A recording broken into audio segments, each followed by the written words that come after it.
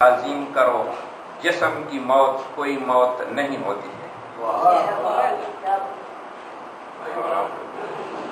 اس محفل کے اور اس مشاعرے کے صدر مسلم شمیم صاحب، ادبیات پاکستان اکیڈمی کے ریزیڈنٹ ڈائریکٹر قادر بخش سمرو صاحب، شگفتہ شفیق صاحبہ، پروین سلطانہ صاحبہ، فائز صاحب، سرور شمال صاحب، نور اللہ چکری صاحب اور انتہائی قابل احترام خواتین و حضرات، مزاحمتی کردار ادا کرنے والی شخصیات، مزاحمتی تحریکیں اور مزاحمتی تحریریں تاریخ میں ہمیشہ زندہ رہتی ہیں۔ دوستو و ساتھیو، اگر ہم مہذب اقوام کا جائزہ لیں کہ وہ اپنے ادیبوں کا، اپنے شعراء کا کتنا احترام کرتی ہیں، سب سے پہلے تو میں یہ کہنا ضروری سمجھتا ہوں کہ شاعر، ادیب یا کریٹو مائنڈڈ پرسنالٹی جو ہے وہ کفن میں نہیں ہوتا، کہا جاتا ہے کہ وہ اپنے فن میں زندہ ہوتا ہے اور وہ اپنے فن کی طاقت پر صدیاں گزرنے کے بعد سماج کو اپنے وجود کا احساس دلاتا ہے۔ شاہ عبداللطیف بیٹائی، سچل سرمس، خوشحال خان کھٹک، رحمان بابا، غالب، وولٹیئر، مونٹیسکیو، روسو، ایسی بہت ساری شخصیات جو آج بھی اس گلوبل ویلیج میں جن کو یاد کیا جاتا ہے اور کہا جاتا ہے کہ وولٹیئر نے یہ کہا ہے، مونٹیسکیو نے کہا ہے، وہ اپنی افکار کی وجہ سے سماج کو آج بھی اپنے وجود کا احساس دلاتی ہیں ایسی شخصیات۔ وولٹیئر نے کہا تھا کہ میں جب قلم اٹھاتا ہوں تو حالت جنگ میں ہوتا ہوں۔ اجمل خٹک صاحب کو جتنا میں نے اسٹڈی کیا ہے میں سمجھتا ہوں کہ وہ اپنی شاعری میں ہمیں حالت جنگ میں نظر آتے ہیں، ظلم کے خلاف، جہالت کے خلاف، استحصال کے خلاف، طبقاتی نظام کے خلاف، معاشی اور معاشرتی ناہمواریوں کے خلاف اجمل خٹک صاحب نے استحصال کے خلاف فکری اور عملی جدوجہد کی ہے۔ دوستو اور ساتھیو، ملٹی ڈائمینشنل پرسنالٹی لفظ جو استعمال ہوتا ہے، کثیر الجہدی شخصیت۔ اجمل خٹک صاحب صرف شاعر نہیں تھے، اجمل خٹک صاحب نے اپنی ابتدائی زندگی کا آغاز ایک استاد کی حیثیت سے کیا، عملی زندگی کا آغاز آپ استاد تھے، بعد میں ریڈیو پاکستان میں اسکرپٹ رائٹر رہے، کئی اخبارات کے مدیر رہے جس میں انجام، بانگ حرم، شہباز اور کئی اخبارات شامل ہیں۔ ان کی تصنیفات جس نے میں سمجھتا ہوں کہ اگر اجمل خٹک صاحب کوئی اور کام ادب کی دنیا میں نہ کرتے، انہوں نے جو صرف ایک کتاب لکھی ہے دا غیرت چغہ کے نام سے، وہی ان کی پوری زندگی کے لیے کافی تھا۔ بہت ساری تصنیفات ہیں، اس پہ تو میں آؤں گا، پہلے صرف اتنا عرض کرنا چاہتا ہوں کہ کہتے ہیں کہ رات نے ڈیرے ڈال دیے تھے، برف باری نے سارے شہر کو سفید لباس پہنا دیا تھا۔ ایک شاعر جو اپنی خوشنوائیوں سے قلب انسانی کو مسرت بخشنے آیا تھا، ایک شریف انسان جو زندگی کو پرمسرت بنانے کے لیے یزدانی برکتوں کا مژدہ لے کر اترا تھا، اس سے پہلے کہ انسانیت اس پہ مسکرائے دنیا سے رخصت ہو رہا تھا۔ اے حسین موت، میری روح تیری مشتاق ہے، مجھے ان لوگوں میں سے نکال جو مجھے اجنبی سمجھتے ہیں، صرف اس بنا پر کہ میں جو کچھ فرشتوں سے سنتا ہوں انسانی زبان میں ادا کرتا ہوں، یا صرف اس بات پر کہ میں ان کی طرح مال و دولت کا پوجا نہیں کرتا، پرستش نہیں کرتا۔ اس کے آخری سانس نزا کی کشمکش میں مبتلا تھے اور کوئی اس کے پاس نہ تھا سوائے ان اوراق پریشاں کی جن پر اس کے لطیف روحانی خیالات مرتسم تھے۔ صدیاں بیت گئی اور اس شہر کے رہنے والے بے حسی، لاپرواہی اور سخت چین کی نیند سوتے رہے۔ بالآخر جب بیدار ہوئے تو ان کی آنکھیں صبح معرفت کے نور سے روشن ہوئیں، تو انہوں نے میدان عام میں اس شاعر کا مجسمہ نصب کیا اور ہر سال اس کی برسی منانے لگے۔ شاعر کی موت اس کی زندگی ہے۔ یہ بہت عرصہ پہلے انٹرنیشنلی ریکگنائزڈ انٹلیکچوئل خلیل جبران کے خیالات ہیں کہ شاعر کی زندگی کیسی ہے اور شاعر کی موت کس طرح ہے۔ دوستوں اور ساتھیوں، میں اپنی گفتگو مختصر کرتا ہوں۔ میں عرض کر رہا تھا کہ مہذب دنیا میں شعراء کا کیا مقام ہے۔ اگر ہم دیکھیں فرانس کے ایک شاعر تھے ژان پال سارتر، جب الجزائر نے قبضہ کیا تھا، الجزائر پہ قبضہ ہوا تھا فرانس کا، تو وہ الجزائر کے حریت پسندوں کے لیے لکھتا تھا اور سڑکوں پہ نکلتا تھا۔ اس وقت فرانس کے سربراہ جو تھے جنرل ڈیگال، انہیں ایک پولیس افسر نے کہا کہ آپ حکم دیں کہ ہم ژان پال سارتر کو گرفتار کریں۔ تو جنرل ڈیگال نے کہا کہ سارتر تو فرانس ہے، میں فرانس کی گرفتاری کا حکم کیسے دے سکتا ہوں؟ شاعروں کا کتنا احترام کرتے ہیں۔ اگر آپ دیکھیں جتنی بھی پوری دنیا میں آپ کو جرمنی کے کلچر سینٹر ملیں گے، وہ مشہور شاعر گوئٹے کے نام سے ہیں۔ ہم شعراء کے ساتھ کیا کردار ادا کرتے ہیں؟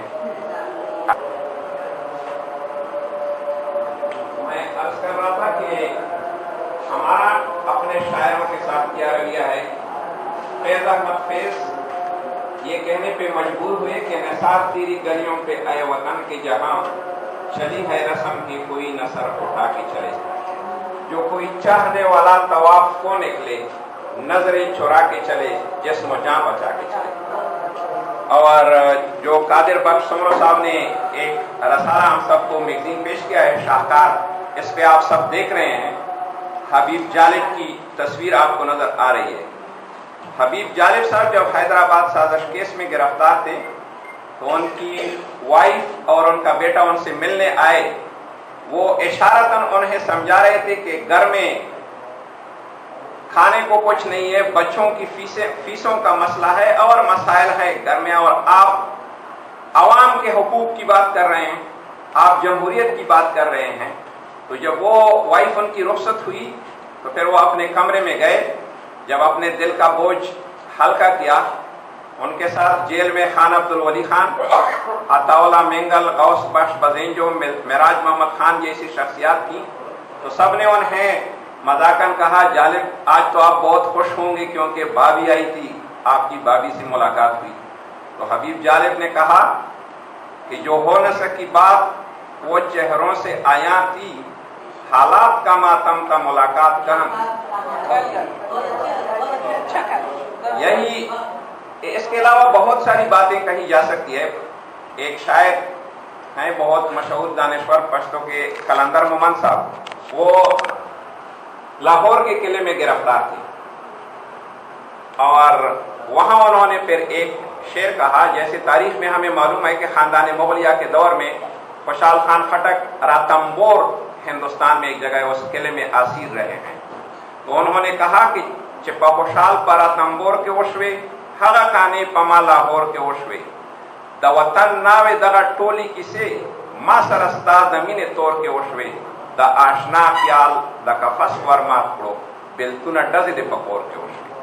مفہوم اس کا یہ ہے کہ جو کچھ خوشحال خان خٹک پہ راتمبور پہ گزری وہی کچھ میرے ساتھ لاہور کے شاہی میں قلعے میں ہو رہا ہے، اور میرا جرم صرف یہ ہے کہ میں اپنی سرزمین سے محبت کرتا ہوں۔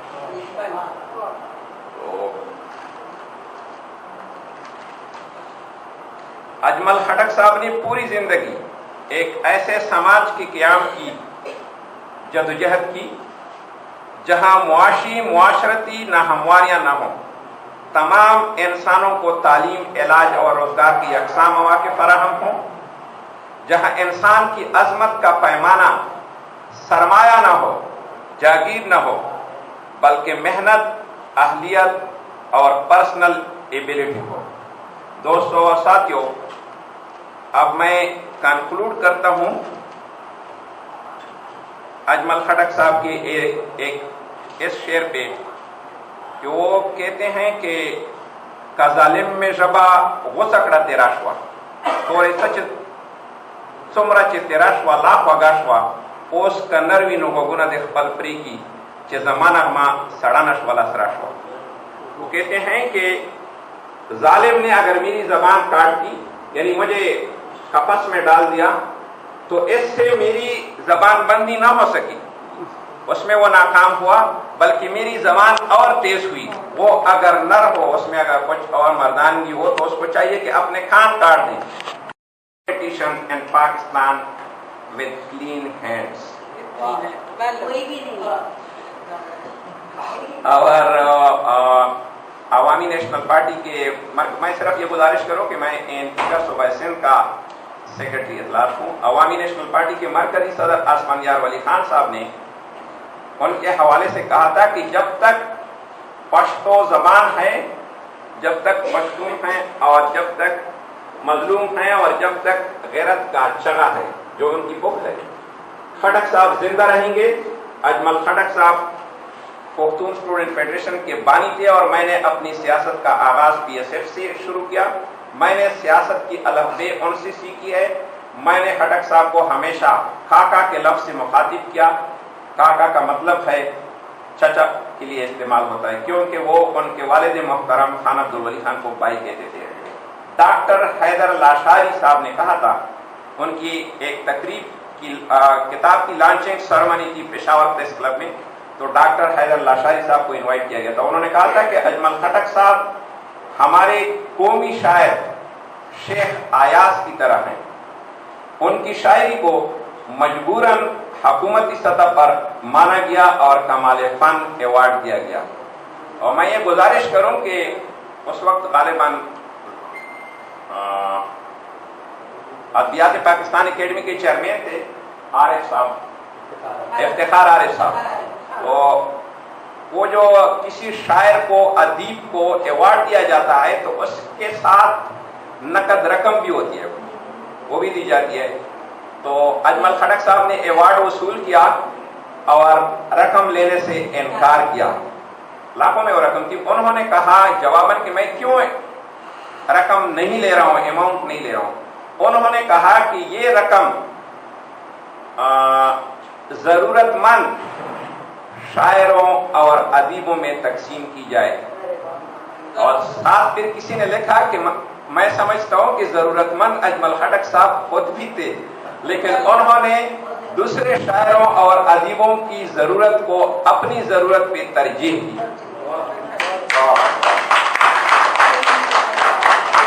اور جو پہلی کتاب انہوں نے لکھی دا غیرت چغہ، اس میں یہ بھی ہے کہ افغانستان کی گورنمنٹ نے بادشاہ خان کے بڑے بیٹے غنی خان کو جو شاعر تھے انہیں اس وقت کچھ اماؤنٹ دی. تو جو بولے آئے اجمل خٹک صاحب نے پیسے لینے سے انکار کیا. کہا یہ میں نہیں لوں گا کیونکہ میں اپنی شاعری پیسوں کی خاطر نہیں کرتا، میں اپنے افکار اپنے خیالات کی تعبیر کی خاطر شاعری کرتا ہوں. میں اپنی گفتگو کنکلوڈ کرتا ہوں اس پہ کہ ایک ان کا شعر چه نشاده استبداد لری پسر که ما تا یوده که مغلده که افغان چه زما دا کور از غیتا که گبوری و ما خورش و دا آغا پا گلستان. Those who are intoxicated with tyranny are the same, be Mughal or Afghan. Those who hate the throne of my house, I wish to become fire for his garden. ہر ایک فرد ہو تہذیب و فن کا اوج کمال، کوئی ملول نہ ہو کوئی خستہ حال نہ ہو. خدا کرے کہ میرے ایک بھی ہم وطن کے لیے حیات جرم نہ ہو، زندگی وبال نہ ہو. تمام خواتین و حضرات کا بہت شکریہ.